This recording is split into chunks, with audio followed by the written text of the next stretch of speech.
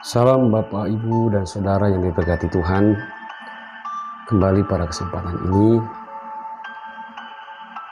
aku kembali ingin berbagi tentang kebenaran firman Tuhan pada saudara, terutama adalah yang beriman dan yang percaya kepada Yesus Kristus, orang-orang Kristen.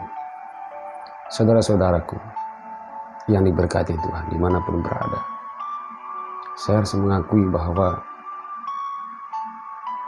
tanpa kita mengenal firman Tuhan, maka hidup kita tidak akan terarah. Kita akan selalu melakukan hal-hal yang selalu mendatangkan masalah dalam kehidupan kita, karena kita tidak mengenal firman Tuhan. Kita mudah jatuh dalam dosa, kita mudah terpengaruh oleh hal-hal duniawi, dan seringkali membuat kita mengeluh, seringkali membuat kita putus asa, dan hidup kita dipenuhi dengan kecemasan dan kekhawatiran. Karena apa? Hati kita tidak mempunyai dasar, yaitu kebenaran firman Tuhan. Jadi saudara-saudara yang diberkati Tuhan, pada kesempatan ini saya ingin kembali berbagi, menyampaikan kebenaran firman Tuhan ini kepada saudara dimanapun berada. Saya ingin mengajak saudara untuk lebih fokus untuk mendengarkan firman Tuhan, karena ini sangat penting, saudara. Jangan mengabaikan firman Tuhan. Saya hanya mengajak saudara untuk datang dan mau mendengarkan firman Tuhan. Mungkin melalui khotbah yang kami sampaikan ini bisa membuat iman saudara itu didorong,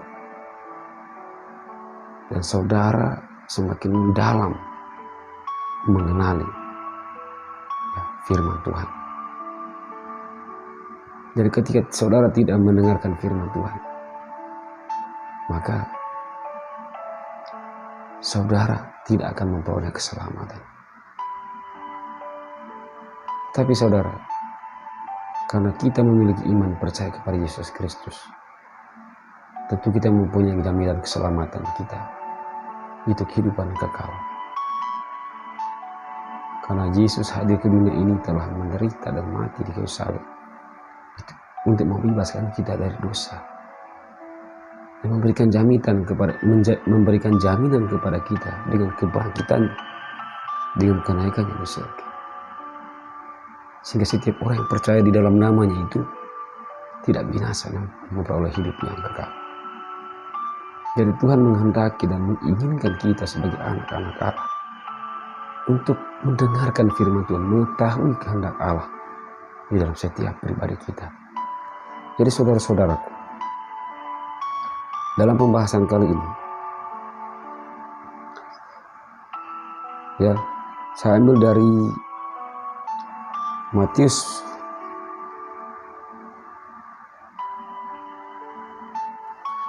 pasal 7 ayat 7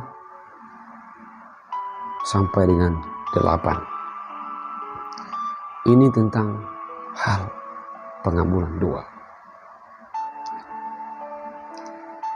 Saudara-saudara mungkin banyak bertanya, atau mungkin ada yang berkata dalam hati selama ini,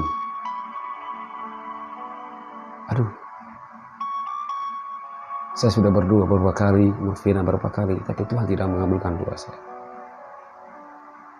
Mungkin juga ada saudara yang lain, novena 9 hari atau berapa hari, 30 hari, tapi Tuhan tidak mengabulkan doa-doanya. Nah, inilah yang mau saya jelaskan kepada saudara. Seperti apa itu doa? Apakah memang kita tidak berdoa tapi tidak dengan hati? Tidak dengan sungguh-sungguh, atau tidak percaya bahwa Tuhan akan mendengarkan doa kita? Seolah kita bimbang. Dan kita beranggapan bahwa apa yang kita sampaikan, yang kita doakan, mungkin tidak, Tuhan tidak mendengarkan kita. Mungkin karena kita menyadari semua perbuatan dan kesalahan dosa-dosa kita yang kita buat selama ini, mungkin saja, sehingga kita mempunyai rasa malu kepada Tuhan. Tapi saudara percayalah bahwa Yesus datang ke dunia bukan untuk mencari orang benar, tetapi orang berdosa. Nah, di dalam pasal 7 ayat 7 sampai 8 ini, saudara-saudara, di dalam ayat 7 firman Tuhan berkata, "Mintalah maka akan diberikan kepadamu, carilah maka kamu akan mendapat, ketoklah maka pintu akan dibukakan bagimu." Di dalam ayat 8, "Karena setiap orang yang meminta menerima, dan setiap orang yang mencari mendapat, dan setiap orang yang mengetok baginya pintu akan dibukakan." Nah, saudara-saudara, inilah yang saya mau jelaskan ya kepada saudara semuanya, sehingga pertanyaan-pertanyaan di dalam hati saudara selama ini, atau yang pernah mengalami seperti yang saya sampaikan tadi, bahwa doa di mana doa datang novena saudara tidak dikabulkan oleh Tuhan ya. Karena percayalah saudara bahwa rancangan Tuhan itu lebih indah dan lebih sempurna daripada apa yang kita inginkan, yang kita harapkan, ataupun yang kita minta kepada Tuhan. Karena kita meminta sesuatu kepada Tuhan, saudara, permintaan kita itu sesuai dengan keinginan hawa nafsu kita, dan kita tidak tahu apa yang kita inginkan, yang kita minta di dalam doa itu benar atau tidak, atau mendatangkan kehidupan yang membahagiakan dalam hidup kita, atau malah hanya akan menghancurkan hidup kita. Jadi serahkanlah itu kepada Tuhan saudara, karena Dia yang lebih tahu dan mengenal pribadi-pribadi kita, dan juga akan segala sesuatu yang terjadi di hari-hari yang akan datang dalam kehidupan kita. Jadi ketika doa kita tidak dijawab, ya percayalah bahwa kadang yang kita kehendaki itu tidak berkenan di hadapan Tuhan. Artinya apa yang kita anggap benar, apa yang kita anggap baik, artinya kita meminta sesuatu kepada Tuhan yang kita anggap itu baik, yang kita anggap itu menyenangkan kita, tapi Tuhan lebih mengetahui. Mungkin saja apa yang kita minta itu akan malah menjauhkan kita daripada Allah, dan itu Tuhan tidak berkenan. Dan yang kita minta ketika Tuhan penuhi, maka akan membawa masalah dalam kehidupan kita. Maka Tuhan tidak kehendaki, maka Tuhan tidak mengabulkan doa saudara. Tetapi Tuhan mengabulkan doa kita saudara. Mengabulkan doa kita apa yang kita butuhkan, bukan apa yang kita inginkan. Jadi saudara-saudara paham bahwa Tuhan itu mengabulkan doa, memberikan berkat kepada kita, bukan dari keinginan kita, tapi daripada kebutuhan kita. Nah, saudara-saudaraku yang terkasih, di dalam ayat 7 ini Tuhan mengatakan di dalam firman-Nya, "Mintalah maka akan diberikan kepada." Memang saudara, ya, mintalah, ya. Mintalah kepada Tuhan, maka Ia akan berikan kepadamu. Ya, seperti yang saya sampaikan tadi, ketika kita meminta kepada Allah, hendaknya kita harus pertimbangkan dulu, apakah yang kita minta ini berkenan kepada Allah, atau apa yang kita minta ini akan memberikan jaminan kebahagiaan, damai sejahtera dalam kehidupan kita, atau malah yang membawa kita atau menjauhkan diri kita daripada kasih Allah.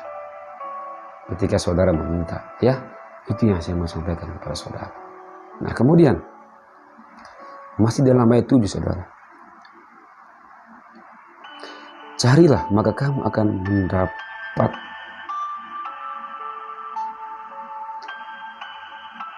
Tuhan menyuruh kita untuk mencari. Carilah maka kita akan mendapat. Mungkin saudara bertanya, kita apa yang harus kita lakukan? Apa yang kita persiapkan?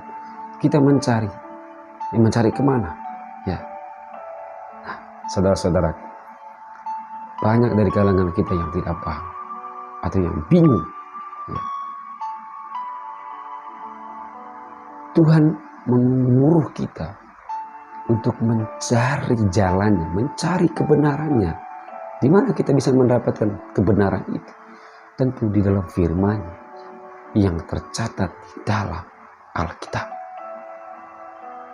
Jadi kembali lagi saudara, ya, bahwa carilah kebenaran. Kita harus ke sana, bukan kebenaran itu datang kepada kita, tetapi kita harus ke sana, mencari itu kebenaran. Dengan kita membaca firman Tuhan, itu sangat penting. Dalam video-video saya yang lainnya, ya, itu berulang kali saya sampaikan bahwa sangat penting kita membaca firman Tuhan, mendengarkan firman Tuhan.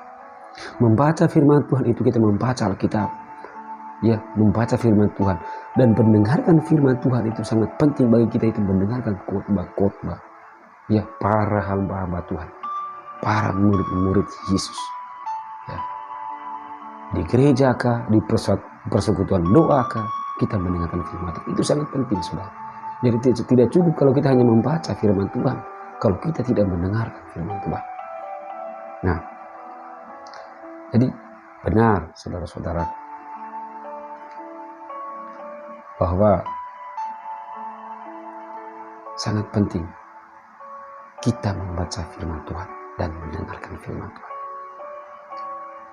Senantiasa kita akan didorong dan kita akan dituntut, dan kebenaran itu kita akan temukan hanya satu di dalam kitab suci. Kan di dalam kitab suci semua tercatat tentang ayat-ayat firman Tuhan yang akan menuntut kita pada kehidupan. Nah, saudara-saudara, maka saya mengajak kepada saudara, ya, carilah itu kebenaran. Baca firman Tuhan dan dengarkan firman Tuhan. Dan jangan sia-siakan waktu yang ada, saudara. Manfaatkan waktu kita yang sekarang ini untuk kita selalu mencari kebenaran. Karena Tuhan mengatakan, ya, di dalam ayat 7, carilah maka akan mendapat. Ketika kita selalu berusaha untuk mencari itu kebenaran, kita membaca firman Tuhan, mendengarkan firman Tuhan, kita akan mendapatkan kebenaran itu. Karena ingat, ada Roh Kudus Tuhan yang bekerja dalam pribadi kita, ya, untuk membawa kita kepada kebenaran itu, supaya kita mengenal Tuhan dengan benar, dengan sungguh-sungguh. Nah, kemudian ketoklah maka pintu akan dibukakan bagi. Seperti yang sampaikan saudara, ketoklah maka pintu akan dibukakan bagi. Ketika saudara mencari, seperti saya sampaikan tadi, saudara cari dan saudara tidak temukan itu, atau mungkin saudara malu untuk bertanya kepada orang lain, mencari persekutuan doa, tetapi saudara tidak temukan. Di sini disampaikan, ketoklah maka akan dibukakan bagi. Di sini, ya, Tuhan mengajak kita untuk mengetok, ya. Kita bertanya, saudara. Kita harus bertanya kepada orang, bertanya kepada teman-teman. Jangan juga sebagai hamba Tuhan, itu sangat penting. Kita bertanya kepada mereka, kita mengetok, ya. Kita mengetok dan kita bertanya kepada gembala, hamba-hamba Tuhan, pengkhotbah, penginjil yang tersebar. Mungkin ada teman saudara kita, ya, juga penginjil, pewarta. Kita harus datang kepada mereka, saudara, untuk mengetok, ya, bertanya kepada mereka untuk mencari itu kebenaran. Maka Tuhan akan bukakan, dan Tuhan akan membukakan bagi saudara, sehingga saudara menemukan itu kebenaran. Ya, kan di dalam ayat 8 menjelaskan, ya, sebab setiap orang yang meminta akan menerima, setiap orang yang mencari akan mendapat, setiap orang yang mengetok pintu maka akan dibukakan bagi. Ya. Saudara-saudara yang terkasih, ya, banyak ayat-ayat di dalam Alkitab yang menjelaskan tentang hal doa. banyak sekali ayat-ayatnya, ya, seperti di dalam, ya, di dalam Matius 18, 19, 20, juga di dalam Markus 9, 28, 29, di dalam Yohanes pasal 14, 13 sampai dengan 14, di dalam Yakobus pasal 5 ayat 16, di dalam Filipi pasal 4 ayat 6, dan di dalam Markus pasal 11 ayat 24. Ya, saya hanya menyampaikan salah satu ayat ini, saudara, ya, di Markus ayat 11 pasal 11 ayat 24. Di sini dikatakan, karena itu aku berkata kepadamu, apa saja yang kamu minta dan doakan,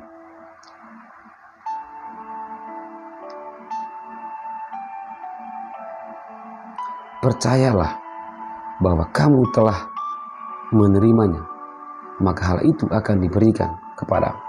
Nah, saudara-saudaraku,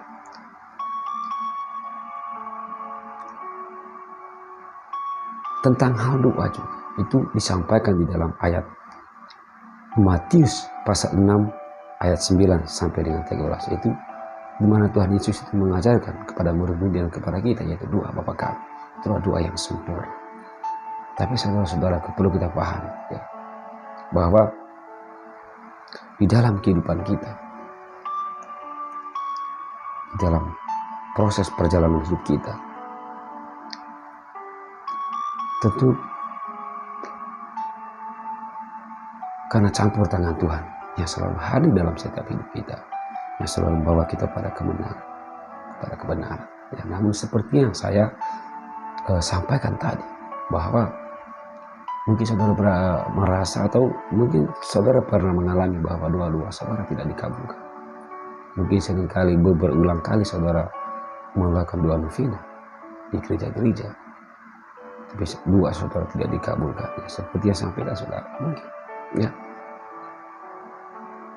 Jadi kita harus menyadari bahwa kita adalah orang berdosa.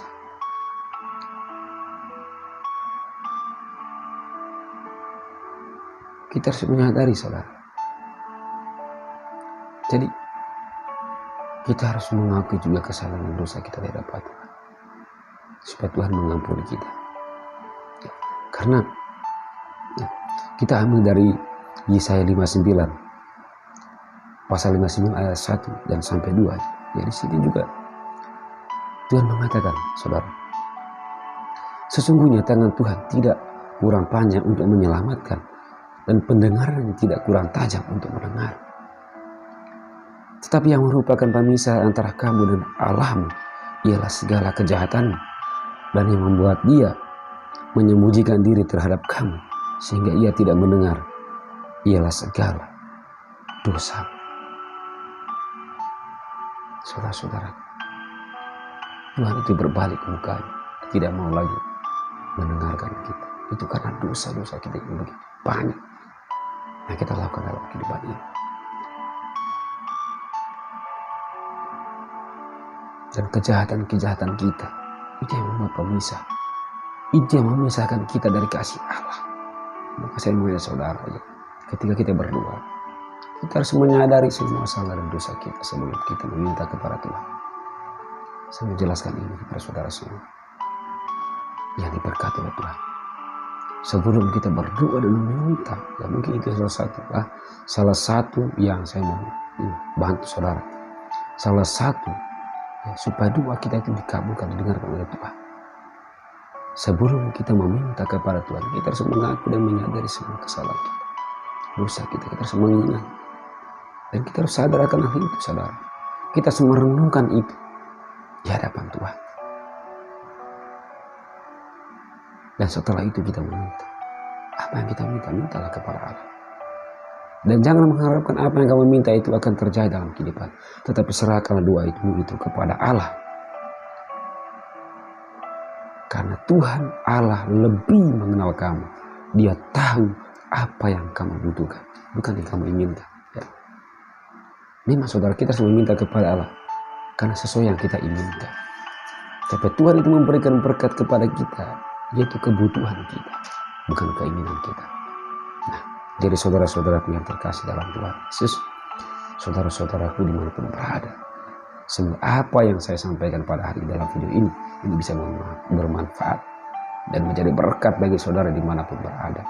Saudara-saudara yang berkati Tuhan, ketika saudara mencari, meminta, dan mengetuk pintu, Tuhan akan selalu, Roh Kudus Tuhan selalu bekerja di dalam pribadi-pribadi orang-orang yang akan mengenal Tuhan. Roh Kudus akan bekerja setiap pribadi-pribadi kita dan menuntun kita, mengarahkan hidup kita untuk menemukan kebenaran. Roh Kudus, roh kebenaran yang membawa kita pada kehendak Allah, saudara-saudara. Jadi percayalah bahwa sungguh Tuhan Yesus begitu ajaib. Dia sanggup melakukan perkara-perkara besar dalam kehidupan kita. Kuasa dari Yesus itu begitu dahsyat dan begitu sempurna saja. Dia sanggup mengangkat kita, ya, ketika kita jatuh dan lemah dan tak berdaya. Tuhan sanggup untuk memberikan kita semangat dan mengembalikan itu semangat jiwa kita supaya kita selalu haus akan kebenaran. Saudara-saudara, kuasa Tuhan yang begitu ajaib dan sempurna, kuasa Yesus yang begitu dahsyat, Dia sanggup memberikan kita jaminan, yang memberikan kita harapan. Jadi jangan pernah merasa kecil ataupun cemas ataupun khawatir ketika kita meminta sesuatu kepada Allah. Mintalah, karena itulah keinginan kita sebagai orang-orang berdosa, orang-orang yang selalu mengharapkan kasih Tuhan kepada kita. Tapi biarkanlah keinginan kita itu, doa yang kita sampaikan itu, dialah kehendak Tuhan yang terjadi, saudara.